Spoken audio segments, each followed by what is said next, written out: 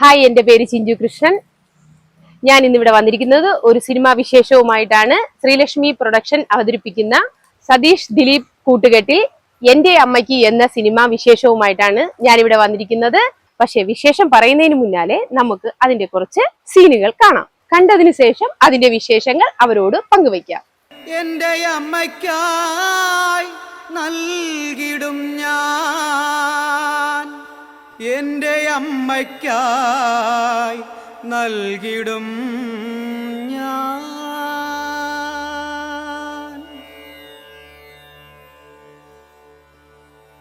എൻ്റെ അമ്മയ്ക്ക് എന്ന സിനിമയിലെ വിശേഷങ്ങളുമായിട്ട് നമുക്ക് സതീഷ് ഏട്ടനോടും ദിലീപ് ഏട്ടനോടും സംസാരിക്കാം.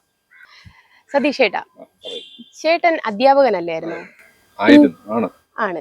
പിന്നെ എങ്ങനെയാ ഈ സിനിമയിലേക്കുള്ള ഒരു വരവ്? സിനിമയിലേക്കുള്ള വരവെന്ന് പറഞ്ഞാൽ എൻ്റെ ഒരു സുഹൃത്താണ് ഇതിന്റെ സംവിധായകൻ. അദ്ദേഹം ഇതിനെക്കുറിച്ച് ഞങ്ങളുടെ സഹപാഠികളാണ്. അദ്ദേഹം ഇതിനെക്കുറിച്ച് ഈ ഒരു കഥയെക്കുറിച്ച്, അതായത് കേരളീയ സമൂഹത്തിൽ പണ്ടുണ്ടായിരുന്ന ഒരു സാമൂഹ്യ വ്യവസ്ഥിതി, അതിൻ്റെ അപജയവും അതുപോലെ തന്നെ രാജ്യസ്നേഹത്തിൻ്റെ ഒരു കഥ പറയുന്ന വളരെയധികം മെസ്സേജുകളുള്ള ഒരു കഥ എന്നോട് സംസാരിക്കുകയുണ്ടായി. അങ്ങനെയുള്ള ഒരു സിനിമ എടുക്കണമെന്നുള്ളൊരു ആഗ്രഹം അദ്ദേഹം പ്രകടിപ്പിക്കുകയും അതിന്റെ അടിസ്ഥാനത്തിലാണ് ഈ സിനിമയിലേക്ക് വന്നത്. തികച്ചും യാദൃശ്യം തന്നെയാണ്. ദിലീപേട്ട ആദ്യം അഭിനയമല്ലായിരുന്നു? ആയിരുന്നു. അല്ലേ? ഇപ്പൊ എന്താ ഡയറക്ഷനിലേക്ക്? അഭിനയം കഴിഞ്ഞു, അഭിനയിക്കാൻ പോയി നിർമ്മാതാവായി. അവിടുന്ന് പിന്നെ സ്ക്രിപ്റ്റ് എഴുതാൻ പഠിച്ചു. ഓക്കെ, അപ്പൊ എല്ലാം ഉണ്ട്. ഇപ്പൊ സംവിധാനമായി മാറി. Okay okay okay. പിന്നെ അപ്പോ അതിന്റെ ഒരു വിശേഷ കഥ എല്ലാം ഒന്ന് ചുരുക്കി പറഞ്ഞാൽ കൊള്ളായിരുന്നു. എങ്ങനെയുണ്ട് ആ സിനിമ? തീർച്ചയായും ഒരു പ്രേക്ഷകൻ ഇഷ്ടപ്പെടുന്ന ഒരു സിനിമയാണ് എൻ്റെ അമ്മയ്ക്ക്. ഇതിൽ പറഞ്ഞിരിക്കുന്ന മാതാവും മകനും തമ്മിലുള്ള ഒരു ആത്മീയ ബന്ധത്തെക്കുറിച്ചുള്ള ഒരു ഗ്രഹാതുരത്വമുള്ള കഥയാണ് നമ്മുടെ എൻ്റെ അമ്മയ്ക്ക് കൂടെ നമ്മൾ പുറത്തേക്ക് എത്തിക്കുന്നത്, ജനഹൃദയങ്ങളിൽ എത്തിക്കുന്നത്. ഒരു ജന്മിത്തറവാടിൻ്റെ അപജയമാണ്. ജന്മിത്തറവാട്ടിൽ അമ്മയ്ക്കും കാർന്നോർക്കുമാണ് വീടിൻ്റെ എല്ലാ അവകാശവും നൽകിയിരിക്കുന്നത്. ബാക്കിയുള്ളവർ കഞ്ഞി കൊടുത്തിട്ട് അവർ ചോറുന്ന മാനസികാവസ്ഥ. മറ്റ് പിണിയാളെ പണിയെടുപ്പിച്ചിട്ട്, സ്വന്തം സഹോദരങ്ങളെ പോലും പിണിയാളുകളെ പണിയെടുപ്പിച്ചിട്ട് അവരിൽ നിന്ന് കിട്ടുന്ന ആ വരുമാനം കൊണ്ട് സ്വന്തം മക്കളെ സംരക്ഷിക്കുകയും കാര്യം പ്രോത്സാഹിപ്പിക്കുന്ന അവസ്ഥയാണ് ജന്മിത്തറവാടെ കണ്ടുവന്നിരുന്നത്.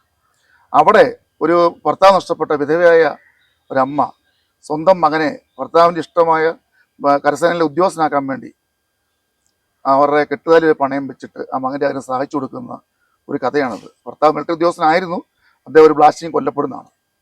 അവിടെ നിന്ന് സ്വന്തം മകൻ്റെ ആഗ്രഹം സാധിക്കാൻ വേണ്ടി ആ ധീരമാതാവ് തയ്യാറാകും. അതാണ് ഈ കഥയുടെ ഇതിവൃത്തം.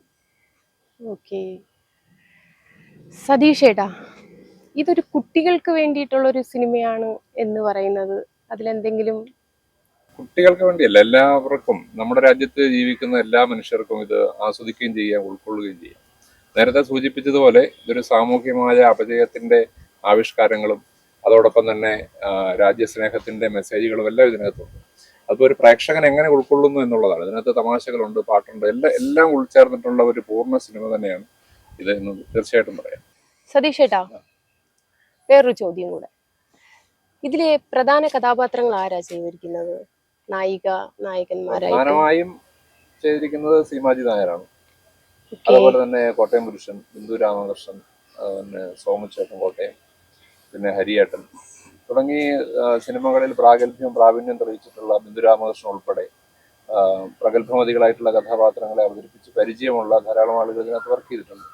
അതോടൊപ്പം തന്നെ പുതുമുഖങ്ങൾക്ക് അവസരം കൊടുക്കാനായിട്ട് നമ്മുടെ സംവിധായകൻ തയ്യാറായിട്ടുണ്ടെന്നുള്ളത് എടുത്തു പറയേണ്ട ഒരു വസ്തുത കൂടിയാണ്. ചെറിയ ബഡ്ജറ്റിൽ ചെയ്ത ഒരു മൂവിയാണെന്നാണ് അറിഞ്ഞത്. ഇത് എത്ര ബഡ്ജറ്റ് വന്നു, ഇതെങ്ങനെ ചെയ്യാൻ പറ്റി? പക്ഷേ ഈ സിനിമ നമുക്ക് വേണമെങ്കിൽ ഒരു 1.5 കോടി രൂപയ്ക്ക് ചെയ്യാം. ഓക്കെ. പക്ഷേ ഇതിൻ്റെ കഥ, തിരക്കഥ, സംഭാഷണം, സംവിധാനം, അതോടൊപ്പം തന്നെ പ്രൊഡക്ഷൻ കൺട്രോളർ, ഇതെല്ലാം അതിൻ്റെ ചുമതല ഞാൻ വഹിച്ചുകൊണ്ട് അതോടൊപ്പം തന്നെ ഈ കഥയ്ക്ക് അനുസൃതമായി തന്നെ ഉള്ള സ്ക്രിപ്റ്റും അതിനനുബന്ധിച്ചുള്ള ലൊക്കേഷൻ നമ്മൾ കണ്ടെത്തുകയും അതിന് പറ്റിയ ആർട്ടിസ്റ്റുകളെ നമ്മൾ തേടി. അതിനെ ഭാഗമായിട്ടാണ് ബഡ്ജറ്റ് കുറയാൻ കാരണം. സതീഷ് ഏട്ടൻ ഒരു അധ്യാപകനായിരുന്നു. അപ്പൊ അതിൽ നിന്നും പെട്ടെന്നൊരു സിനിമാ ലോകത്തിലേക്ക് വന്നപ്പോൾ വീട്ടില് കുടുംബം എല്ലാവരും, അല്ലെങ്കിൽ കൂടെ ഉണ്ടായിരുന്ന എന്താ പറയാ, ജോലിയിൽ ഉണ്ടായിരുന്ന സമയത്തുള്ളവര് എല്ലാവരും അന്ന് സപ്പോർട്ടിങ് ആയിരുന്നു സാറിന്? ഞാനൊരു അധ്യാപകനോടൊപ്പം തന്നെ ഇതിനകത്തേക്ക് വന്നപ്പോൾ ഇതൊരു കച്ചവടത്തിന് വേണ്ടി ഒരു സിനിമാ നിർമ്മാതാവ് എന്നുള്ള ആ ഒരു ലേബൽ, ഒരു ബിസിനസ്മാൻ അല്ല ഞാൻ. അതിനേക്കാളുപരി ഒരു രാജ്യസ്നേഹത്തിന്റെ കഥയും അതോടൊപ്പം തന്നെ സന്ദേശവും പൊതുസമൂഹത്തിലേക്ക് എത്തിക്കുക എന്നുള്ള ഒരു ലക്ഷ്യം ഇതിന്റെ സംവിധായകൻ എന്നോട് സംസാരിച്ചതിന്റെ അടിസ്ഥാനത്തിലാണ് ഈ ഒരു സിനിമയുടെ നിർമ്മാണത്തിലേക്ക് ഞാൻ വന്നത്.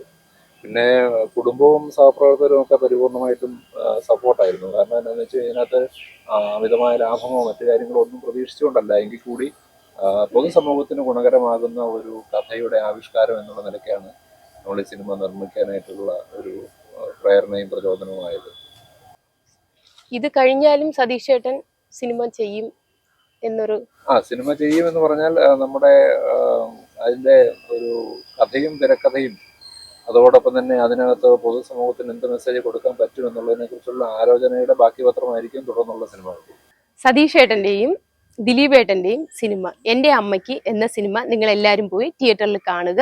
അതായത് നല്ലൊരു ഇതിവൃത്തമുള്ള ഈ ഒരു സിനിമ, എൻ്റെ അമ്മയ്ക്ക് എന്നുള്ള പേരിൽ പുറത്തിറക്കിയിരിക്കുന്ന ഒരു സിനിമ എല്ലാവരും അത് മനസ്സിൽ സ്വീകരിക്കണം, തിയേറ്ററിൽ പോയി കാണണം, കണ്ട് വിജയിപ്പിക്കണം എന്നുള്ള വിനീതമായിട്ടുള്ള അഭ്യർത്ഥനയോട് നന്ദി, നമസ്കാരം.